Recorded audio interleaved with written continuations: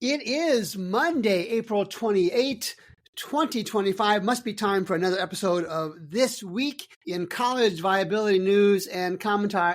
Hi, everybody. Gary Stocker back again for the regular podcast show. Kind of have a different podcast intro, and from week to week, I do it differently. And today I'm going to open with an accreditation editorial, and the editorial is from me. As a matter of fact, a lot of the stories in this week's podcast are about accreditation. And so just be prepared for an accreditation ride, for better or for worse, in today's podcast. And it was on April 23rd, a story that Eric Kelderman at the Chronicle of Higher Education had. And the headline reads, Trump's executive order bashes accreditors, blames DEI for low standards and poor outcomes. All right, we'll give him the first part. We'll withhold judgment on the second part. So here is a line from the announcement.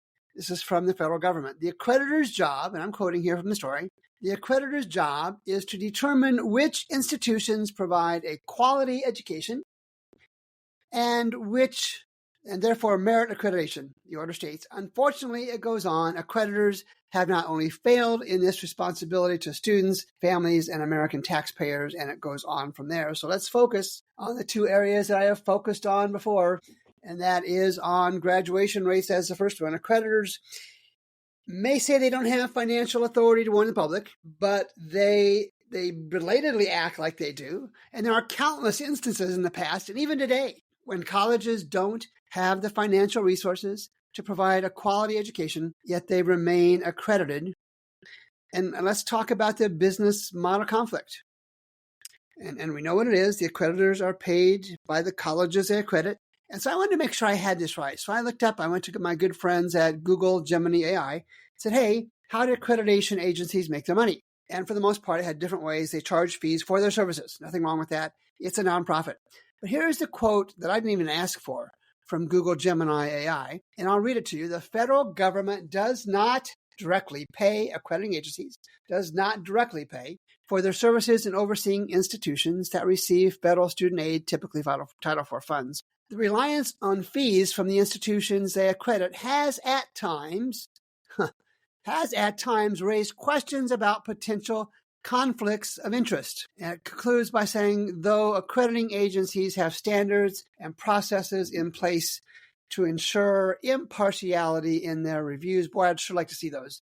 And if I'm wrong on that and you're part of an accrediting agency and you have standards and processes in place to ensure that graduation rates are considered, to ensure that financial standards, values, current ones are used, let me know. I'll gladly say I'm wrong, but I don't think that's going to be the case. And really what we need, I think I talked about this last week, is as I ponder this, and again, for those of you who follow the podcast regularly, I poke the accreditation bear regularly. They've earned it. And I try and be fair, but they're weak on these two areas, graduation rates and finances.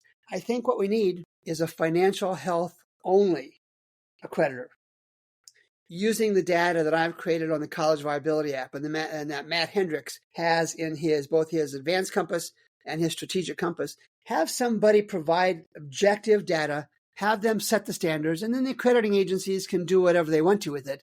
But now they appear lost and appear unable to be able to identify financial parameters of colleges at risk, even though I can look at the data and tell you which ones are not going to make it. So remember what I've said before about the enrollment piece. Colleges make a big deal out of any enrollment increase each fall. But when it's tied to graduation, I have yet to hear one college say at their May commencement ceremony, by the way, we graduated 42% of the students who started with us 4 years ago. And of course, I should have provided a sarcasm alert, because that indeed is what I have going on. They talk about enrollment, but they don't talk about those students that either do graduate or those students that don't graduate. If you can't graduate at least 50% of your students, you're not much more than a coin toss college in my mind. And others have pushed back and said, Gary, when you get on your graduation rate soapbox, they say, Gary, some colleges accept lower performing students, and so they should be allowed to graduate a lower percentage of those lower performing students. Hogwash. I don't think I've ever used that before in this podcast. Hogwash with a capital H. If these colleges choose to serve less academically prepared students, that's fine. Have them say so. Don't mislead the public into thinking they're accepting only top-of-the-line students. And if they're okay with something like a 42% graduation rate, that's fine, but say so the students know what they're getting. So the students know in upfront what their odds are of being able to be successful in 4 years or even 6 years at this college. And then let's you and I look at the data. Let's go to the data and look back at the last 5 to 10 years. I have 8 years on the College Viability app.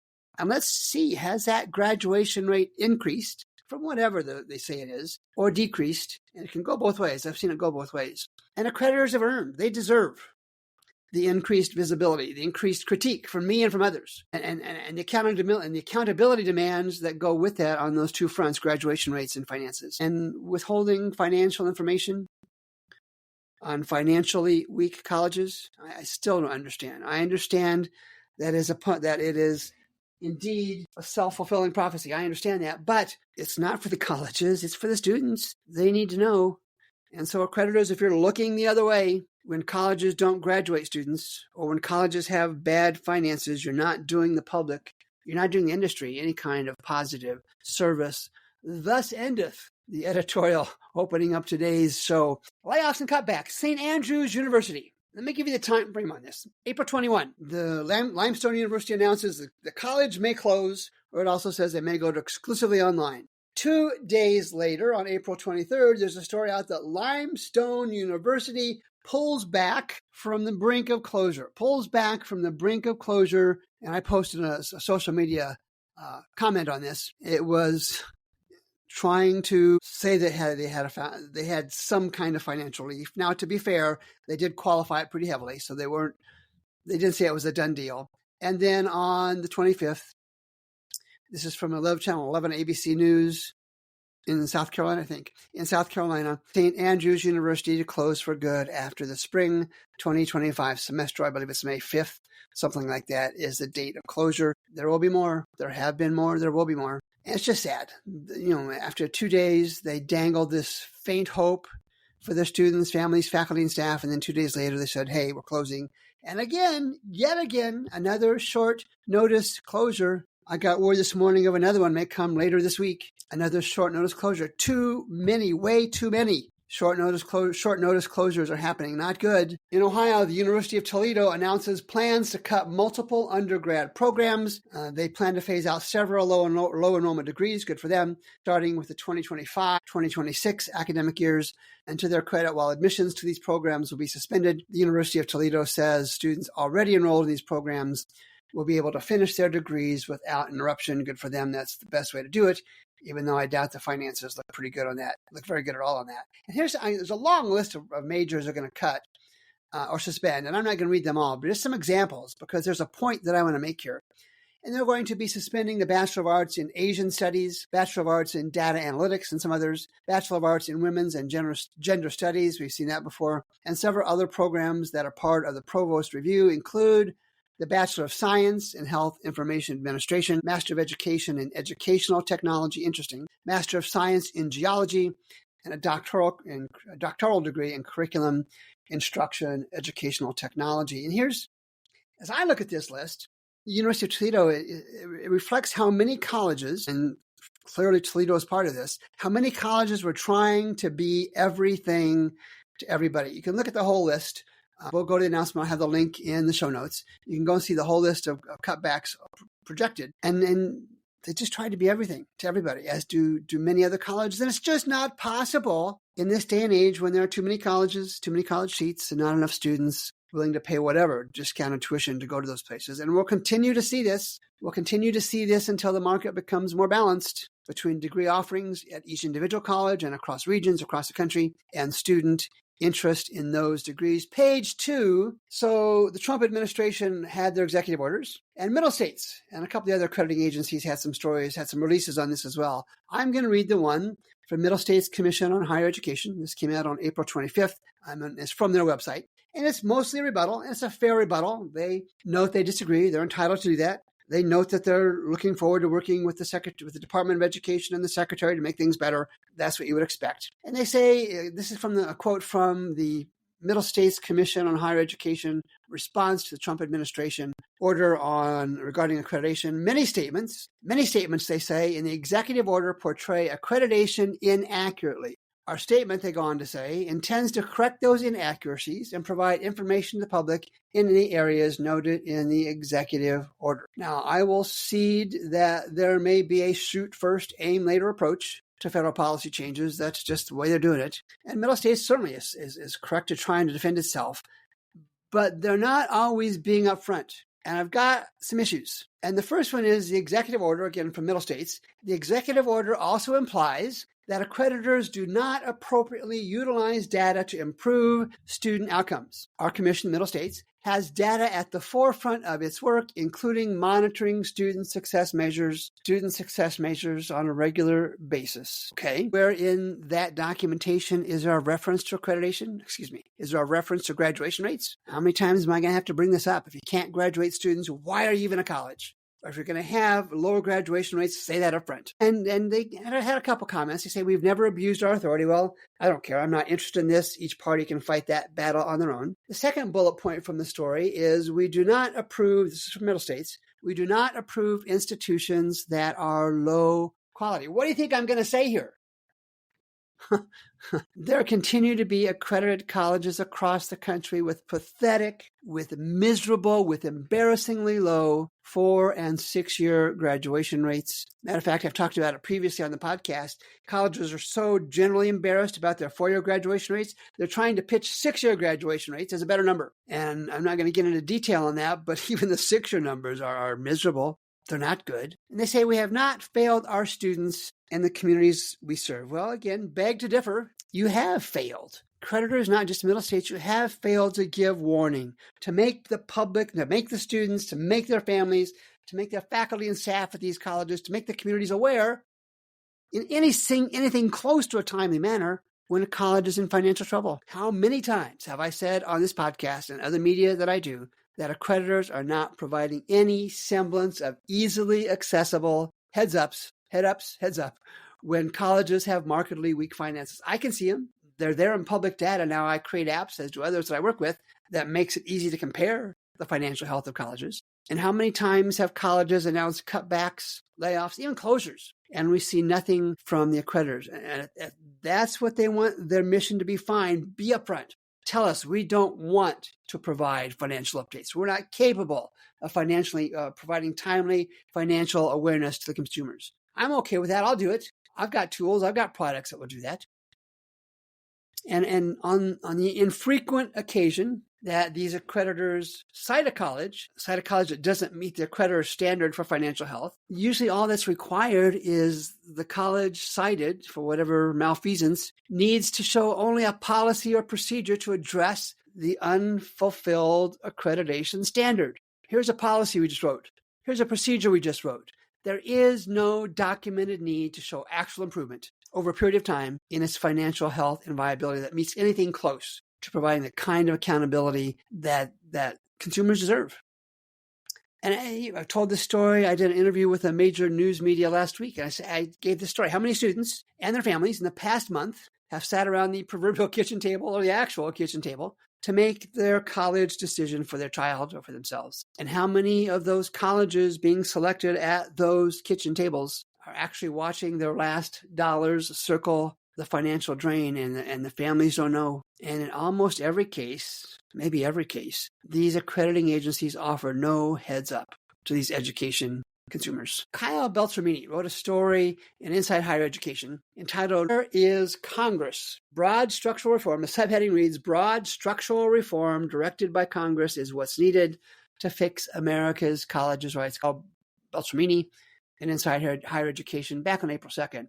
I've had to push this story out a few weeks because I've had so much content. Good stuff. And here's some, I'm going to pick parts of it as I usually do. And here's some quotes from the story. And Mr. Beltramini writes, "Left to its own devices, the higher education industry sleepwalked through the Great Recession and the COVID-19 pandemic, learning little and frittering away the public's trust. High debt loads combined with educational priorities horribly misaligned," his words, not mine, "horribly misaligned with the needs of the country's workforce, have led to a 52% underemployment rate among recent graduates, as well as a shrinking return on investment for many college graduates. He goes on to say it should be a national scandal. A national scandal, Kyle Beltramini writes, that taxpayers spend $20 billion a year to institutions, or send $20 billion a year to institutions that graduate fewer than half, $20 billion to institutions that graduate fewer than half of their students in 6 years is his data. Oh, and a recent third way analysis found that. That was a source of that study. Mr. Beltramini goes on, there should be protests over that statistic that more than 1/3 of students leave college with minimal cognitive gains. That's from other research. And the boards of private nonprofit, put that in quotes, nonprofit colleges should be called to account for how they can justify holding endowments valued at over $580 billion and overpaying their executives. He uses an average salary of $850,000. I don't know where that comes from. And while their average student graduates with nearly $34,000 in debt. And he concludes this comment, how can this industry continue to expect deference from politicians and the public in the face of such obvious systemic abuses? Again, this is from Kyle Beltramini in Inside Higher Education on April 2nd. Mr. Beltramini also offers yet another serious indictment of the current accreditation system. And I'm not going to pile onto his comments on top of what I've already said about accreditors, but he had more concerns about accreditors, similar to what I've shared before about graduation rates and unrecognized financial chaos in too many colleges. Kara Halford in the Eagle at American University has a headline. This is from April 24th. Kara Halford, Halford, increase in administrative positions prompts report from faculty. Now, I cite this because, again, this is coming from inside a college. The study group on administrative growth report to the Faculty Senate, again, this is at American University in the District of Columbia, found that there was a 64% increase in vice president and director titles, in comparison to only a 10% increase in faculty positions. Now, I don't see a date range cited on this. What this sort of expansion does, given finite tuition revenue, again, this is from Carla Halford in the Eagle at American University, is risk crowding out resources that otherwise would have gone to the academic mission of the university. American University is facing a $68 million budget shortfall in 2023-4 and projected to be $80 million. Those are big numbers. $80 million shortfall in 2026. Okay, those are really, really big deficit numbers. And I got to think that American University is going to continue to stay on my radar to see what comes of those cutbacks. Those are really, really big numbers. Page 3, accreditation, I told you at the top, is a continuing theme today. And what we're looking at is how an accreditation war could start. Here's what to expect from Linda McMahon's in the next 90 days. This was dated March 24th. So again, it's been pushed back a few weeks because I've had so many stories. This is from Robert Shireman in the Chronicle of Higher Education. He's a senior fellow at the Century Foundation. Of course, all these links will be in the show notes. And there's a lot of speculation in this article, and that's fine. He's entitled. He wrote the piece. Is there some political bias? Maybe. I don't do politics in these stories to the best of my ability. Even if all of the scenarios that Mr. Shireman talks about were to be implemented, scenarios from the federal government, were to be implemented in the next 2 years or so, they would almost certainly be modified by subsequent political leaders in 2026, 2030, whatever the case may be. 2028. What cannot be modified is what Mr. Sherman did not address in the story. He did not even have one single character of his article address accreditors not providing alerts about financially weak colleges. Again, that's the theme for this podcast week. I know that, and I'm being redundant in part with intent. And those that follow this week in college viability, on a regular basis at least, have probably heard me talk about the I-dotters and T-crossers. It, of course, references my perspective on accreditors. They're almost about inputs and policies, inputs and procedures, what we plan to do, what we're thinking about doing, and outputs are almost, in my mind, totally ignored. And the biggest one is the graduation rates. So bad, so sad. And the most distressing output is not graduation rates, even though that is. It's the dance accreditors do around financially weak colleges. The next story is from a post that Ariel Sokol posted on, I believe it was Inside Higher Education a few weeks ago. And he was talking about financial transparency, and he made some really good points. And I want to follow up on that. For too long, financial assessments of colleges have been written in a language only bond markets, bondholders, and financial analysts understood. When Fitch or Moody's or Standard & Poor's assign a B+ or BB- to institution, they're not talking to the people investing in their future, students and their families, faculty and staff, and often spending tens of thousands, and in many cases hundreds of thousands of dollars. These folks are speaking to investors. In higher education, I make the argument that the true investors are students and their families. They're the ones paying the tuition. Now, I understand bondholders are lending money. I understand that part. But who are these ratings for? Colleges and universities often measure institutional viability in terms of their ability to stay afloat for just another year, not their ability to deliver high-quality, long-term educational experiences. And as Mr. Sokol rightly points out, many institutions are more concerned about meeting their bond covenants, because they have to, than supporting their students. Now, again, this is Ariel Sokol with that comment. And when history looks back, this is me talking, when history looks back on this period of rapid college closures, I believe the data will likely show, and I've said this before, the data will likely show that debt and the inability of colleges to meet the terms attached to that debt will be at the heart of many, many closures. The covenants attached to those debts, the rules attached to those debts.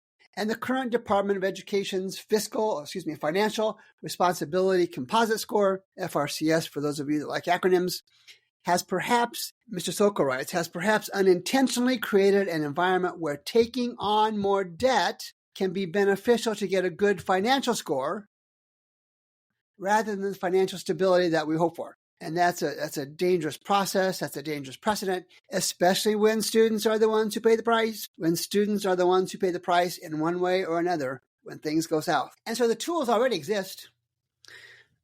Fortunately, we don't need to start from scratch. Tools like the Private College Advanced Financial Compass from Perspective Data Science and my own college viability apps already offer financial health assessments, financial health comparisons tailored to different audiences. College leaders can use these tools to access in-depth analytics comparisons, while students and families can explore simpler, easier to understand reports to get a real sense of the financial health and viability of the colleges they are considering. The tools are out there. Yes, the folks at Fitch's and those places, S&P, can issue their own bond covenant ratings. That's fine. Their own ratings. That's fine. But we really need tools that everybody can understand. And the tools we have don't speak in cryptic acronyms. They don't use vague ratings. They focus on clear indicators and some examples. Look at the enrollment. It's not a one-year number that colleges throw out there. We look at enrollment trends. And when I bring up the College Viability app, state after state, college by college, sector by sector, there are more declining full-time enrollment rates than there are increasing. We look at endowments that are under 50 million. That's my own standard. If your endowment is below 50 million for the entire life of your organization, don't tell me that when you're in a pinch, you can raise 10 million or 20 million in a period of weeks or months. It's just not going to happen. And graduation rates, we've talked about 50%. I won't beat that one to death. We've talked about coin-toss colleges. And even something that I talk about on occasion, capital expenditures. How much colleges are spending to keep their facilities safe and up to date.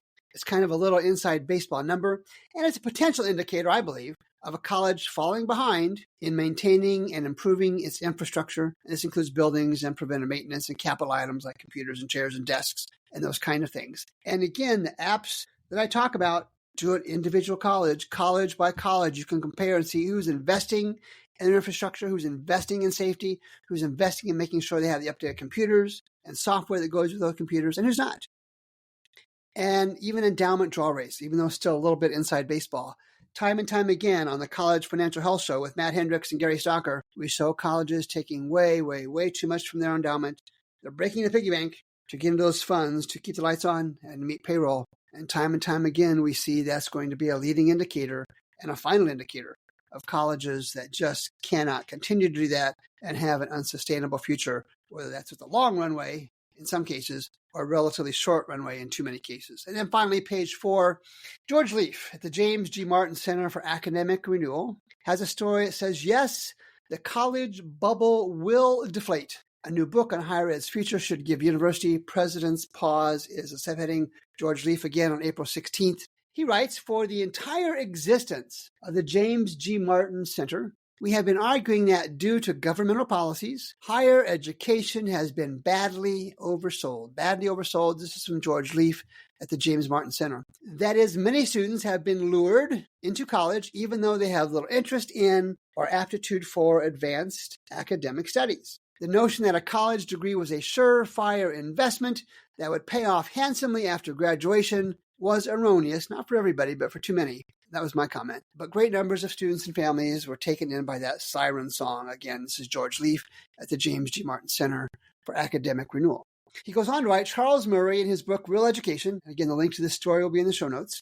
George Leaf writes, since Murray's book was published, a lot of evidence has come to light that supports his point of view, especially the large number of college graduates who have ended up working in low-paying jobs that call for no advanced study. We've seen those stories before. We've heard about those stories before.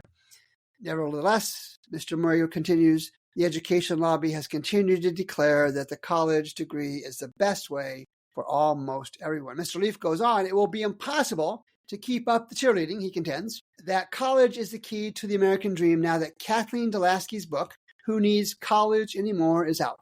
She has written a deeply, Mr. Leaf goes on, she has written a deeply thought out and extensively researched book arguing that new methods for preparing young people for the working world and for helping employers identify those who best suit their needs, they're all rapidly developing. And the days, Ms. Delaskey writes, the days when a college degree was essential for these types of jobs, not for all jobs, will be gone. And Ms. Delaskey concludes the huge artificial expansion of demand for college degrees that began with the government's ill-considered intervention in higher education 70 years ago is going to decrease greatly as students avail themselves of better ways of getting into the world of work. Most colleges will have a hard time finding ways to fit into the new reality. Only a rather small percentage of those students who really need a college degree, such as those who go into medicine, law, or professional colleges. Those are the only ones who will be open to those kind of college degrees. So, wow.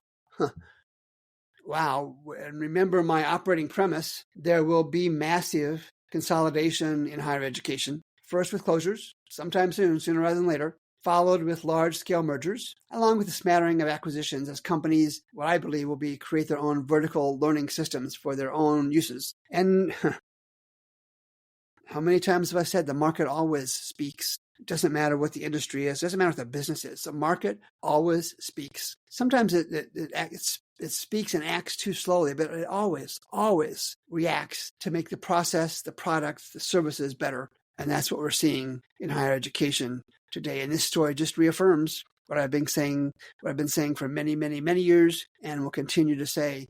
And let's do a wrap. Yeah, accreditation was the theme today, and accreditors are under increasing fire for many fronts, and I've talked about that today and many times before. The market for traditional college students is consistently eroding, and there's data supporting both of those trends. And there are families I talked about earlier making their decisions right now about the fall 2025 college choice, and sadly, most of those won't have evaluated the financial health of the colleges they are considering. And for all the work that I do and others do to get that information out there, the entirety of the market just isn't there, not even close. But it will happen at some point. And there will be a tipping point that I have mentioned regularly over the past few years. And just like the move toward, for example, smartphones and cameras, the cameras attached to them, the market move to considering the financial health of colleges will happen pretty quickly. I don't know when that will be, but again, sooner rather than later. And for listeners of this podcast, I make the case you are part of the tipping point journey. Share this podcast. Share the College Viability website. Share the apps available through College Viability and Prospective Data Science. Do your part with friends and families and neighbors to make sure they have the information they need to choose financially healthier and financially viable colleges. Hey, that's a wrap. Until next Monday, as always, thanks for listening. Let's do it again next Monday. It's going to be in May already, May of 2025. I'm Gary Stocker for College Viability. We'll talk then.